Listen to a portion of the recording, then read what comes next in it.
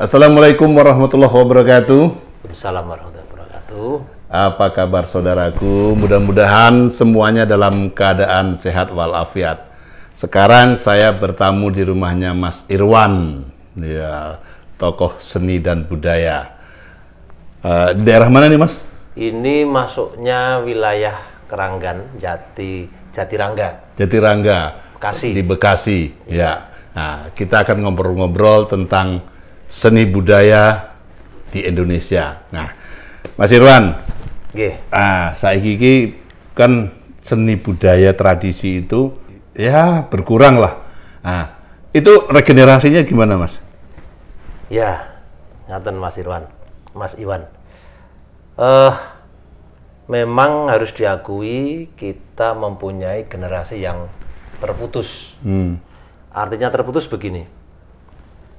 Yang paling gampang sebagai gambaran saja. Saya dan jenengan, Iya.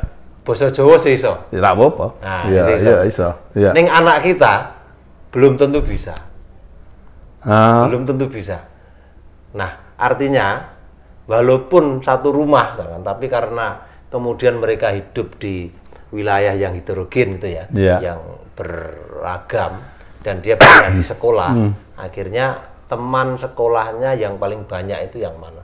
Atau paling tidak pasti bahasanya Indonesia kan gitu. Iya. Nah, salah satu kemudian yang menghambat dalam perkembangan tradisi, pengembangan budaya maupun kesenian pada khususnya, itu adalah karena kemudian ada kesenjangan, ada generasi yang terputus, yang kemudian padahal di luar sana itu arus globalisasi sedemikian gampang diakses, gampang dilihat, di mana-mana kita bisa mengakses apapun ya dengan gadget dan sebagainya.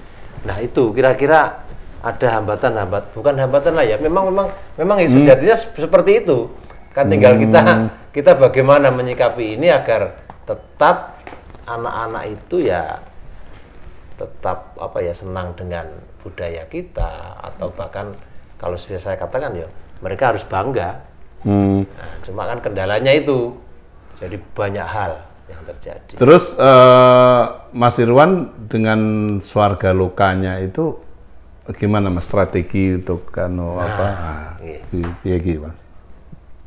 Tradisi kan menurut saya terus berjalan seiring dengan perkembangan waktu.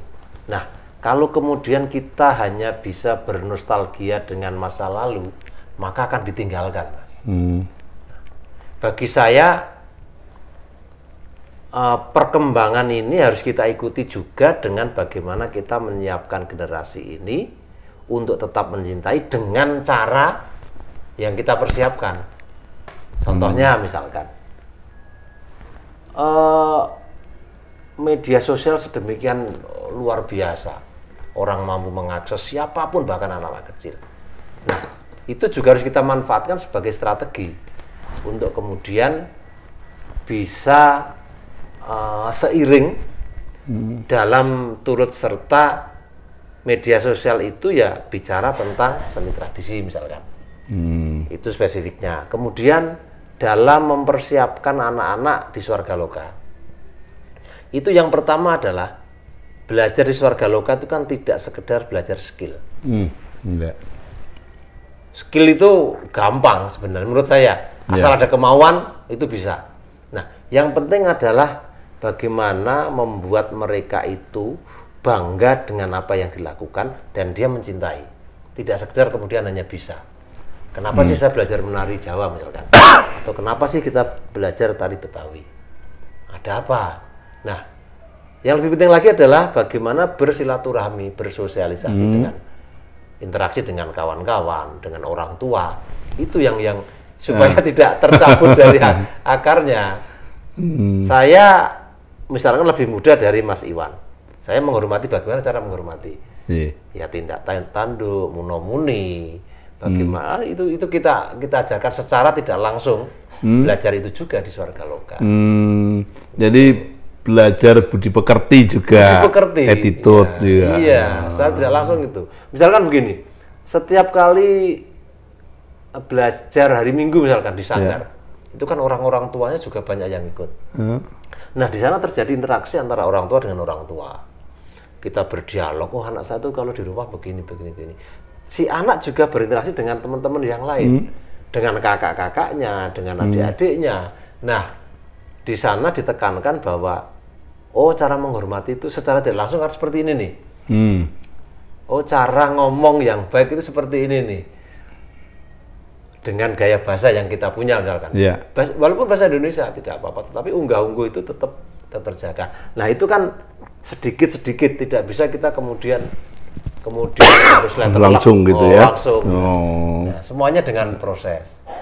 Dan juga di Swarga Loka itu kan pelajaran tari itu kan juga melalui dasar tari Jawa. Tari Jawa, karena prinsip saya begini. Ini secara pribadi ya, saya melihatnya begini. Jika anak-anak itu mempunyai basic dasar tari Jawa yang kuat, maka nantinya dia akan lari dengan mempelajari tari yang lain itu akan lebih mudah. Karena basic dasar ketubuhannya itu standar Jawa itu. Itu teknis begitu. Makanya sebenarnya keuntungannya di Jakarta itu adalah karena masyarakatnya yang heterogen, maka anak-anak itu bisa mendapatkan materi-materi tidak hanya tari Jawa. Bisa Padang, bisa Bali, bisa apa. Nah, jika dasarnya sudah kuat, Jawa kata sudah kuat, itu nanti tinggal mau dikasih apa nih. Nah, itu bisa. Mas Irwan sendiri waktu dulu regenerasi dari sesepuh seniornya itu gimana, Mas? Waktu di daerah dulu. Ya, jadi saya bercerita Jepara, Mas ya? Di Jepara ya. Saya lahir di Jepara. Jadi di pesisir pantai utara Pulau Jawa sana.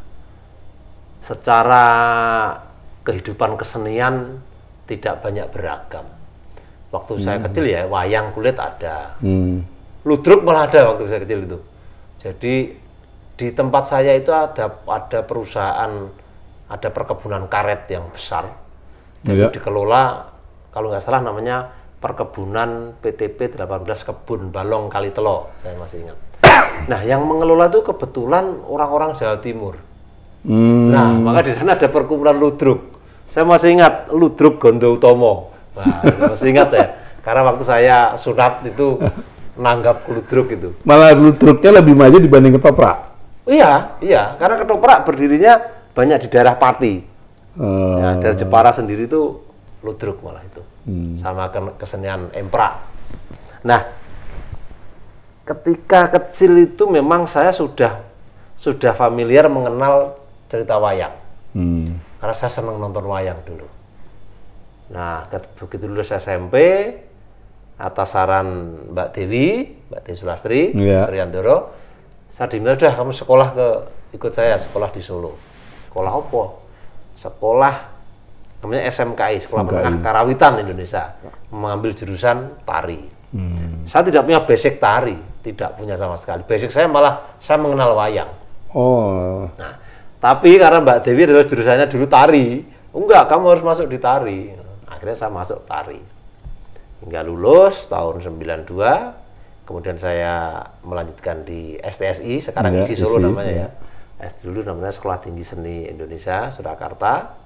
Lulus tahun 97. Nah, dalam proses berkesenian di Solo itu, kemudian kan saya berpisah dengan Mbak Dewi. Mbak Dewi ke Jogja, saya tetap di Solo. Nah, artinya kan ada proses belajar dengan teman-teman Solo. Maka ya secara gaya kepenarian saya tetap gaya Solo, lebih ke Solo. Mbak Dewi lebih beragam kan, Jogja lebih dia punya, Solo juga kuat, punya. Saya memang basic Solo. Nah, dari sana ternyata cerita wayang yang dari kecil saya seneng itu begitu berkembang di Solo. Walaupun saya belajar tari, tapi saya tuh seneng nonton wayang terus. Sehingga sampai saat ini saya bisa merasakan bahwa sedikit-sedikit bisa nulis naskah itu, menyutradarai itu karena bekal, terutama kita nggak ada wayang nih ya, drama wayang maupun wayang wong klasik, itu kemudian ini menjadi bekal yang sangat luar biasa. Pengalaman-pengalaman masa kecil, kemudian sekolah itu, ternyata sangat berguna ketika kita. Jadi ya itu Mas, jadi memang tahapan-tahapan kesenimanan saya, kalau dikatakan, kalau orang mengatakan saya seniman gitu ya, ya diasah oleh itu, yang berjasa ya Mbak Dewi itu untuk mengarahkan saya, kemudian belajar nembang. Karena saya menyadari secara skill kepenarian saya tidak begitu baik gitu kan. Saya larinya apa ini? Saya harus berlari ke acting. Saya harus lari ke tembang. Nah, itu yang saya lakukan. Ya Mas, Mas Irwan kan di Swarga Loka banyak nulis, banyak menyutradarai. Sebelumnya Mas Suryandoro. Nah, Mas Suryandoro terus ke Mas Irwan. Habis Mas Irwan sekarang naskah masih Mas Irwan, tapi penyutradaraan mulai ke Bathara. Nah, itu gimana Mas? Generasi itu. Saya menulis itu dikarenakan waktu itu adalah kepepet Mas. Karena dulu kan yang nulis naskah di drama wayang kan Mas Nanang HP ya. Ya, Nanang HP, kemudian karena kesibukan, Mas Nanang sempat sakit juga, dan kemudian juga kita tidak diproduksi, harus pengen terus tapi tidak punya anggaran yang cukup sana sini, akhirnya wah kita belajar nulis lah. Nah, Pak Sur nulis, saya lihat bikin naskah seperti ini. Ya akhirnya saya terpaksa dengan nulis. Ya waktu itu yang nuntun saya yang pertama ya Pak Sur sendiri pasti, walaupun tidak secara langsung ngasih tahu gitu, tapi saya kan bisa melihat bagaimana beliau menulis. Terus hasil pembicaraan dengan para tokoh-tokoh itu sangat penting ternyata Mas. Jadi saya dialog dengan Pak Solikin misalkan. Itu banyak mempengaruhi kemudian saya menulis naskah. Saya bicara dengan Pak Darko. Itu banyak mempengaruhi naskah. Dengan Nanang HP itu menurut saya cerdas itu. Orang satu itu memang anak muda yang menguasai ini ke depannya tentang wayang, bagaimana Sanggit cerita, itu luar biasa itu. Nah, saya tidak mampu seperti itu. Akhirnya saya mencari gaya yang lain. Ya gaya saya, kemudian ya naskahnya terjadi seperti itu dengan rumus yang ada. Hingga akhirnya, drama wayang pun demikian. Menulis naskah drama wayang itu ya berawal, yang pertama kali saya tulis adalah Sri Kandi Senopati itu, kemudian Gatotkaca Satria Perkasa, dan sampai sekarang sekitar ada 30-an naskah barangkali itu. Kan terakhir yang Ramayana ini, itu ya kadang-kadang nggak ideal sebenarnya Mas. Kalau penulis naskah menurut saya kan idealnya kan, ya sudah saya sebagai penulis naskah ya saya tulis dengan idealnya seperti ini. Nah, tapi di Swarga Loka terjadi tidak begitu juga. Misalkan ini yang jadi Duryodhana siapa nih? Iwan Gardawan misalkan. Saya kan kemudian, Mas Iwan kalau saya kasih naskah seperti ini pasti bisa. Nah, tapi kalau ada naskah yang kemudian ada berbau tari nggak bisa, berarti tidak. Nah, akhirnya seperti itu. Ini yang jadi misalkan Mas Haris. Teater Tetas misalkan. Saya akan lagi banyak. Ini kita kasih yang sedemikian, ini pasti akan mampu. Nah, sebenarnya tidak boleh seperti itu, tetapi terpaksa kita lakukan karena ya menyesuaikan. Jadi akhirnya sampai sekarang lah saya menulis naskah, berkembang dari naskah drama wayang, ketoprak, wayang orang, sekarang drama musikal, bahkan the movie kan yang akhir-akhir ini kan, yaitu banyak pengalaman Mas. Karena kalau bicara the movie sendiri itu ya karena keberanian kita aja ngomong movie gitu ya. Orang lain mungkin yang akan bilang bahwa ini ya film ya, nggak apa-apa, tapi saya harus berani mengatakan. Jadi lebih banyak bergaul dengan siapapun bidangnya, apapun bidangnya. Iya gitu. Mas. Itu sangat mempengaruhi itu. Karena gini, terkadang tuh kalau kita asik di dalam, itu kita tidak tahu ternyata teman-teman di luar sana itu sudah lari 100 km per jam misalkan. Kita nggak ngerti. Kita asik dengan ini, ini sudah bagus ini, ternyata di luar sana itu luar biasa. Nah, kayak gitu itu, makanya kita butuh keluar lah ya. Ini Mas, perkembangan di daerah Mas Irwan juga kan di ASN yang bagian ke daerah-daerah membina kebudayaan, itu bagaimana Mas perkembangan di daerah, misalnya seperti di Magelang, terus di tempat lain itu? Iya Mas, asik di daerah itu asik Mas. Jadi komunitas-komunitas sebenarnya tumbuh, komunitas kesenian itu tumbuh. Ya saya tidak terlalu banyak lah ya punya pengalaman, tapi minimal ya kalau saya sempat berkunjung ke daerah Maluku Utara misalkan, itu gairah anak-anak muda untuk belajar kesenian, tari, musik itu tinggi. Saya ke Sulawesi Selatan kebetulan program di direktorat saya, Direktorat Pengembangan dan Pemanfaatan Kebudayaan, itu saya dimasuk di Pokja pemberdayaan, ya masyarakat lah ya. Nah itu langsung terjun ke desa. Bagaimana teman-teman di desa itu menggali potensi budayaan yang ada, bagaimana dia mengembangkan, bagaimana dia memanfaatkan, itu kita berikan dampingan. Nah kemudian kan secara ideal sebenarnya kan kebudayaan itu adalah bagaimana cara kita bahagia, cara kita menikmati. Betul. Menurut saya kalau di desa itu mereka bahagia dengan kesenian yang dia punya, apapun bentuknya, tidak mengganggu aktivitas. Bagaimana dia harus mencari untuk makan. Itu saya pikir ya sudah, itu bagian dari kebudayaan berkembang di daerah itu, atau kesenian berkembang dari itu. Terkadang kan ada yang memaksakan. Wah ini harus ada festival yang begini. Nah justru itu kadang-kadang menjadi beban tersendiri bagi sebagian daerah. Nah harus nyambung sedikit tentang daerah-daerah lain. Saya di Blitar itu mengawal Festival Kresnayana itu sudah hampir 3 tahun ini. Tiap tahun mereka selalu mengadakan? Setahun itu ada 4 kali. 4 kali? 4 kali setahun itu. 4 kali, kadang waktu pandemi itu ya hanya 2 kali misalkan. Nah, komunitas-komunitas yang ada itu banyak berkembang gitu ya. Tinggal bagaimana sebenarnya permasalahan kalau kita membuat naskah cerita, menyutradari itu kan jadi permasalahan bagaimana menyambung adegan. Nah, ini yang perlu teman-teman yang lain. Saya juga masih belajar itu karena di masing-masing daerah punya karakter yang berbeda-beda. Itu yang asik di sana sebenarnya. Saya menemukan itu kelompok-kelompok teman-teman di Blitar, di Pacitan, di Kediri, di Malang, Surabaya sendiri. Sekarang bayangkan misalnya gini, belum lama ini di bulan Juni mungkin ya, kalau nggak Mei, itu setelah Lebaran 2 minggu kemudian, itu kita gelar karya drama wayang. Kesaksian dari Alengka itu di Surabaya.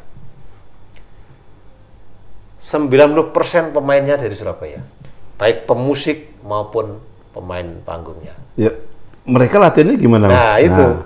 Kita buatkan naskah, koreografi, kita rekam, kita kirim ke sana supaya belajar mereka. Mereka belajar, kemudian kita mengirimkan pelatih ke sana. Musik pun demikian. Musik kita rekam, karena referensi sudah ada, kita kirim ke sana, mereka belajar di sana.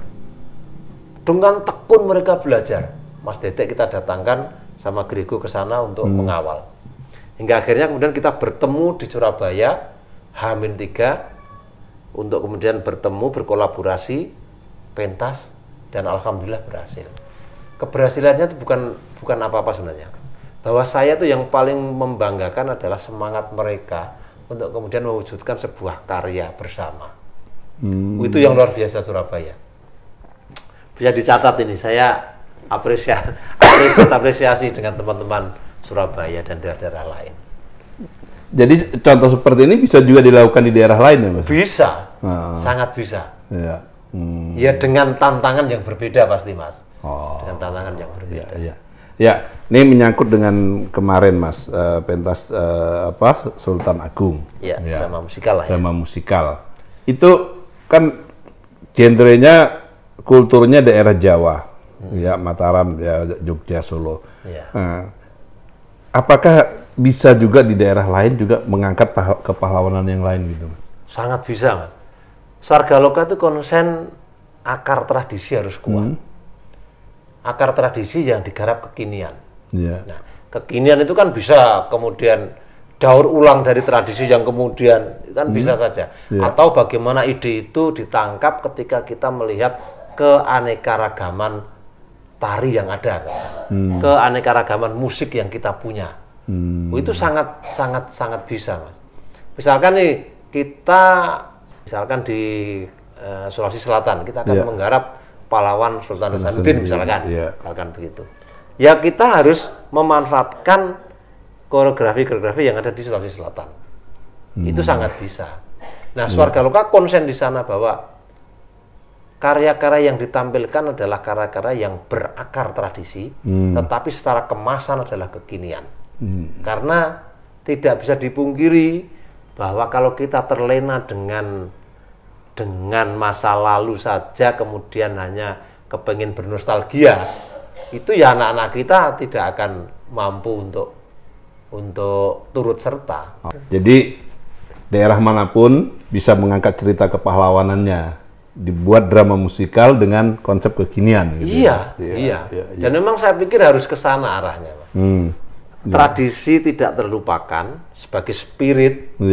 Ya, sebagai spirit tetap wara-wara tradisi, tetapi secara kemasan kita tidak bisa dipungkiri karena zaman sedemikian cepat berubah. Katanya Mas Irwan mau ke Magelang. Nah, itu Magelang itu ada desa-desa binaan, itu desa seperti apa ya, Mas? Ya, saya tidak mengatakan binaan lah. Kalau binaan nanti kesannya kita membina, enggak. Kita tuh belajar ke sana malah. Gini Mas, ini memang khusus ya. Ini khusus untuk pendukungan G20 bidang kebudayaan. Nah, untuk itu kemudian karena di Kecamatan Borobudur itu ada 20 desa, maka kita lakukan pendampingan, kita lakukan bersama-sama belajar untuk menyambut perhelatan akbar itu, bagaimana menunjukkan bahwa desa-desa di sekitaran Candi Borobudur itu mampu untuk tetap mengembangkan, melestarikan kebudayaannya. Dan Magelang itu ya sudah jadi sebenarnya. Tidak usah kita dampingi atau tidak usah kita itu desa-desa sudah jadi. Potensinya lengkap, sangat lengkap. Nah, kalau kita bicara kebudayaan kan tidak hanya kesenian ya, tidak hanya tarian. Bagaimana mereka bercocok tanam, bagaimana dia kemudian memberdayakan balkondes. Kalau di Magelang ada balkondes namanya, Balai Ekonomi Desa. Balai Ekonomi Desa. Ya, itu sangat hidup. Dia bekerja sama dengan BUMN untuk kemudian mengembangkan di balkondes itu ada kegiatan ekonomi yang berjalan dengan basic budaya lokal, budaya setempat. Itu keren-keren sebenarnya. Mudah-mudahan ini bisa menjadi inspirasi sama teman-teman di seluruh Indonesia. Saudaraku, mudah-mudahan ini bisa memberi kita semangat untuk melestarikan budaya dengan kekiniannya. Terima kasih, Iwan Gardiawan. Wassalamualaikum warahmatullahi wabarakatuh. Waalaikumsalam warahmatullahi wabarakatuh. Ciao.